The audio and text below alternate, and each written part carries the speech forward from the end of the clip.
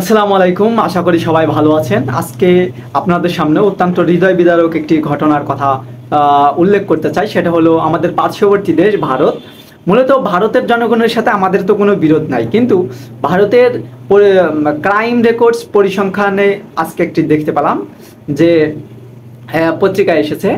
তো সেখানে উল্লেখ করেছে যে ভারতে 2022 সালে 31,500 কতজন নারী ধর্ষণের শিকার হয়েছে। সেই হিসেবে প্রতিদিন গড়ে 86 জন নারী ধর্ষণের শিকার হয়।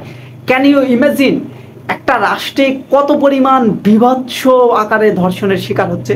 86 জন নারী, একজন দুইজন তিনজন নয়, প্রতিদিন গড়ে 86 জন নারী ধর্ষণের শিকার হয়। যেখানে একটি ধর্ষণের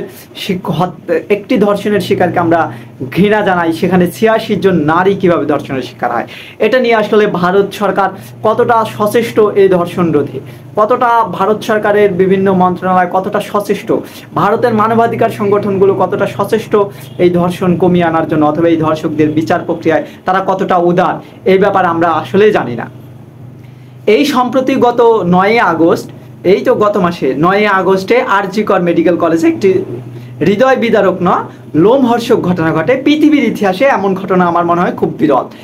সেখানে একটি তরুণী চিকিৎসককে একা পেয়ে, সেখানে তার সহকর্মীরাও সেখানে সহযোগী ছিল, সেই মেয়েকে ধর্ষণ করে হত্যা করা হয় এবং তার শরীরে অসংখ্য কামড়ের দাগ পাওয়া যায়। আর তাছাড়া সবচেয়ে বিভৎসজনক ব্যাপারটা হচ্ছে তার শরীরে প্রায় 150 গ্রাম পুরুষের স্পাম পাওয়া যায়, শুক্রাণু পাওয়া যায়, যেটা একটা মানে কতটা বিকৃত মানসিকতার, চিন্তা করেন আপনারা যে কতটা হীনমন্যতা, বিকৃত মানসিকতার মানুষ এই ধর্ষকরা। সো ভারতের, আমরা মনে করি যে ভারতের উচিত তাদের দেশের নারীদের নিরাপত্তা নিশ্চিত করা, তাদের উচিত তাদের দেশের নারীদের কর্মস্থানের নিরাপত্তা নিশ্চিত করা। তাদের দেশের নারী প্রায় সময় শোনা যায় যে বাসে ধর্ষণের শিকার হচ্ছে। বাংলাদেশে হয় কিন্তু কম হয়, কিন্তু ভারতে যে এত খোল্লা আহামরি আকার ধারণ করেছে, এটা আসলে আমাদের কল্পনার বাইরে ছিল। আজকের এই প্রতিবেদন যদি আমি না দেখতাম, যে ইনকেলাবের একটি পত্রিকায় এসছে যে প্রতিদিন গড়ে 86 জন নারী ধর্ষণের শিকার হয়, আমরা কল্পনা করতে পারছি না কোনো সভ্য দেশে কিভাবে এত পরিমাণ নারী নির্যাতনের ঘটনা ঘটে। আমরা ভারত সরকারের কাছে, ভারতীয় জনগণের কাছে দাবি জানাবো যে আপনারা এই ধর্ষকের বিরুদ্ধে রুখে দাঁড়ান। এটা আপনাদের সামগ্রিকভাবে রাষ্ট্রীয় অধপতন, নট অনলি ধর্ষকদের অধপতন বা সেখানকার পিপলসের অধপতন, বরং এটা রাষ্ট্রীয় অধপতন। ভারতের উচিত পারমাণবিক অস্ত্র মনোযোগী হওয়ার চাইতে নারীদের নিরাপত্তা নিশ্চিত করা।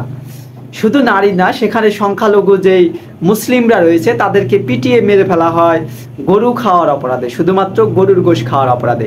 সো তাদের উচিত তাদের দেশের জনগণের নিরাপত্তা নিশ্চিত করা। বাংলাদেশের রাজনীতি নিয়ে তাদের 4 দিনের মিটিং করতে হবে না, বাংলাদেশের রাজনীতি নিয়ে তাদের এত উদ্বিগ্ন হতে হবে না।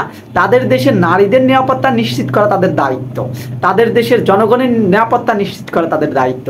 তো আমরা দাবি জানাবো যে তারা তাদের দেশের জনগণের নিরাপত্তা নিশ্চিত করবে। এবং এই প্রতিবেদন, এই ব্যাপারে, এই প্রতিবেদনে অথবা ভারতে এই বিভৎস ঘটনার বিষয়ে আপনাদের কোনো মন্তব্য থাকলে আমাদেরকে জানাতে পারেন।